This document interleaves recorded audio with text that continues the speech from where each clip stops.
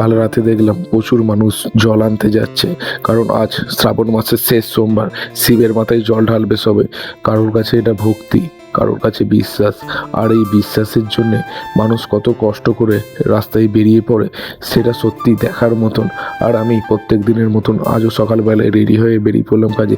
যাই হোক, আগে ইন্ট্রোটা দিইনি। নমস্কার বাঙালি, আমি রাহুল। নাম তো শুনেছো নিশ্চয়ই, আর না শুনলেও এখন তো রোজই শুনছো আমার ব্লগে। আজকে আমার টার্গেটের 136 নম্বর দিন। অফিসে গিয়েই কাজ শুরু করলাম। কিছুক্ষণ পরেই চলে এলো টিফিন খেয়ে আবার কাজে বসে পড়লাম।